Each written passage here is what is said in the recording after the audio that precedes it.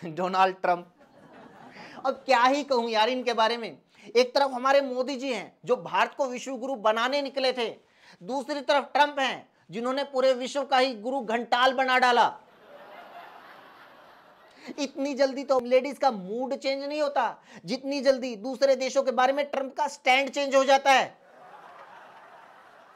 अब देखो ना, 2017 में ट्रंप ने कतर को आतंकवाद को फंड करने वाला देश बोला था, funder of terrorism at a very high level. और अब उसी कतर से $400 मिलियन का विमान गिफ्ट ले लिया। $400 मिलियन। कतर ने भी सोचा होगा, अब अमेरिका ने आतंकवाद को फंड करने का आरोप लगा ही दिया है तो फंड कर ही देते हैं। आज एक बार फिर ट्रंप और आतंक की फैक्ट्री पाकिस्तान की बात करेंगे, ताकि इतना सब होने के बावजूद जो लोग आज भी अपने देश के मुसलमानों और विपक्ष से लड़ रहे हैं, उन लोगों को पता चले कि भारत के असली दुश्मन कौन हैं, दुनिया में भारत के खिलाफ किस लेवल का खेल चल रहा है, कैसे ये इशू अब मोदी समर्थन और मोदी विरोध से कहीं ज्यादा आगे निकल चुका है। क्योंकि अब तो सरकार भी समझ चुकी है कि विदेश में जाकर एनआरआई अंकल आंटी से मोदी मोदी मोदी करवाने से इंस्टाग्राम पर लाइक्स तो मिल सकते हैं, लेकिन मुश्किल टाइम पर साथ खड़े होने वाले दोस्त देश नहीं मिल सकते।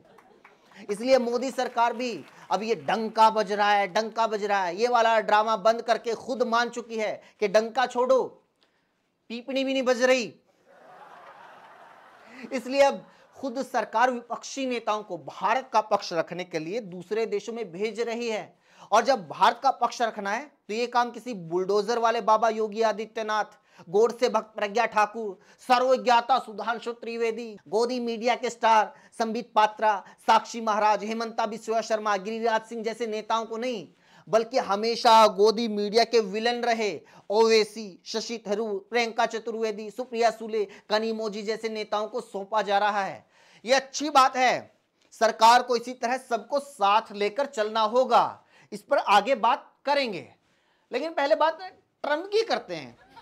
आपने देखा होगा, पहले ट्रंप ने सऊदी अरब, कतर, यूएई जैसे मुस्लिम देशों का दौरा किया, सीज फायर के इशू पर पाकिस्तान का साथ दिया, और अब ट्रंप ने आतंक के दो आरोपियों इस्माइल रोयर और शेख हमजा को सीधे व्हाइट हाउस में नियुक्त कर लिया। और हवन करने वाले हमारे इन लोगों को लग रहा था कि ट्रंप के राष्ट्रपति बनते ही अमेरिका हिंदू राष्ट्र बन जाएगा। पता है ट्रंप ने जिनको नियुक्त किया है उनमें से एक इस्माइल रोयर, उस पर तो पाकिस्तान के लश्कर तैयबा के साथ मिलकर भारत के खिलाफ आतंक फैलाने का आरोप है। ऐसे लोगों को नियुक्ति करने वाले ट्रंप के लिए भारत में मंदिर बनाए जा रहे थे। आपको क्या लगता है ये बार बार मस्जिदों को खोदने की मांग क्यों उठ रही थी? क्योंकि इन बेचारों को लग रहा था कि किसी न किसी मस्जिद के नीचे से ट्रंप की मूर्ति भी जरूर निकलेगी। मुश्किल टाइम में भारत की बजाय आतंकी पाकिस्तान का साथ देने वाले ट्रंप के लिए मंदिर।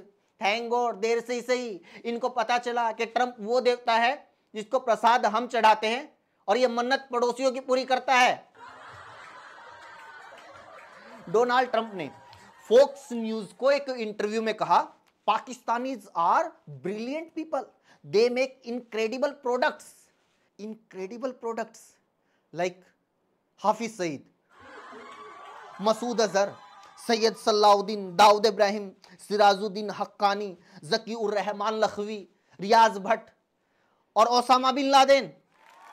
ये तो इतना इनक्रेडिबल प्रोडक्ट था, इसकी डिलीवरी लेने तो खुद अमेरिका पाकिस्तान आया था। Incredible product. ये आईसिस, लश्कर तैयबा, लश्कर जंगवी, सिपाह साहबा, जैश मोहम्मद, अलकायदा, तहरीक तालिबान, हिजबुल मुजाहिदीन, जमात उद दावा। ट्रंप को लगता है कि ये पाकिस्तान के आतंकी संगठन नहीं, ये तो मुशायरा करने वाले ग्रुप हैं। यही वजह है शायद अमेरिका के इशारे पर चलने वाली ऑर्गेनाइजेशन आईएमएफ, उसने भारत पाकिस्तान में जब वॉर सिचुएशन थी उसके बीच में पाकिस्तान को इतना बड़ा कर्ज दे दिया। जितनी जल्दी आईएमएफ ने पाकिस्तान को $2.4 बिलियन का लोन दिया है, इतनी जल्दी तो कोई सिग्नल पर खड़े भिखारी को $2 का सिक्का नहीं देता। और पाकिस्तान वाले खुश हो रहे हैं, उनको लग रहा है कि ये उनकी डिप्लोमेसी की जीत है। अबे ऐसा कुछ नहीं है। सच्चाई ये है कि जैसे हमारे यहाँ पॉलिटिकल पार्टीज पैसे और दारू देकर गुंडे मवालियों को पालती हैं, उसी तरह अमेरिका, चीन जैसी कंट्री ऐसे आतंकी देशों को पालती हैं। और एक और बात, ये सीज फायर से पाकिस्तान इतना खुश क्यों हो रहा है? भारत में बहुत सारे लोगों में गुस्सा क्यों है? वो इसलिए क्योंकि जब मैच में एक टीम जीतने वाली हो और दूसरी टीम हारने वाली हो और अचानक से बारिश की वजह से मैच रद्द हो जाए, तो जाहिर सी बात है जो टीम हार रही होती है वो खुश होती है और जो देश जीत रहा होता है वो दुखी होता है। वैसे भी जो ट्रम्प आज पाकिस्तान के गुण गा रहे हैं, वही ट्रम्प अपने पिछले टर्म के दौरान कह रहे थे कि पाकिस्तान ने हमें झूठ और फरेब के सिवाय कुछ नहीं दिया। आतंकियों के खिलाफ कार्रवाई के नाम पर पिछले 15 साल में वो हमसे 33 अरब डॉलर की आर्थिक मदद ले चुका है, लेकिन अपनी जमीन पर आतंकियों को पनाह दे रहा है। ऐसे देश को अब आर्थिक मदद नहीं दी जाएगी। लेकिन आज वही ट्रम्प पाकिस्तान को ब्रिलियंट बता रहा है। चीन और तुर्की जैसे देश खुलकर पाकिस्तान को सपोर्ट कर रहे हैं, इसलिए हमारे वाले लोग भी आजकल तुर्की को बायकॉट कर रहे हैं। उन लोगों ने भी अपने टूर कैंसिल कर दिए जिन्हें यह तक नहीं पता कि तुर्की नक्शे में पड़ता कहां है। लेकिन ये अच्छी बात है, बायकॉट करना एक गांधीवादी तरीका है किसी भी व्यक्ति, सरकार या देश के खिलाफ अपना मैसेज कन्वे करने का। हर चीज सरकार के लेवल पर नहीं हो सकती, कुछ इनिशिएटिव आम नागरिकों को भी लेने पड़ते हैं। लेकिन चीन को छोड़कर सिर्फ तुर्की का बायकॉट करना ऐसा ही है जैसे अंबानी की बजाय जियो स्टोर के वॉचमैन को बायकॉट करना। मतलब हमें और बड़ा सोचना होगा। हर बार ये बायकॉट खेलने से आगे कुछ करना होगा, क्योंकि आज दुनिया में जो कुछ हो रहा है या दुनिया, दूसरे देश जो बर्ताव भारत के साथ कर रहे हैं, उससे साफ है कि ये लड़ाई सिर्फ आतंकवाद के खिलाफ नहीं है, ये लड़ाई अर्थवाद की भी है। दूसरे देशों को गड्ढे में धक्का देकर अपनी अर्थव्यवस्था को आगे बढ़ाने की लड़ाई है।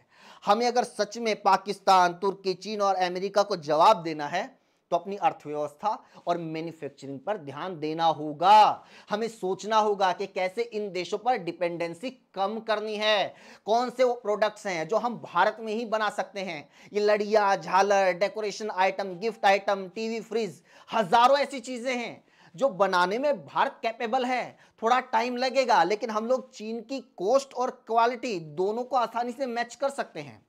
लेकिन इसके लिए जरूरी है कि इसके बारे में बात तो हो, सरकार कोई प्रोग्राम तो बनाए, देश को कोई 8 बजे लाइव आकर मैसेज तो दे।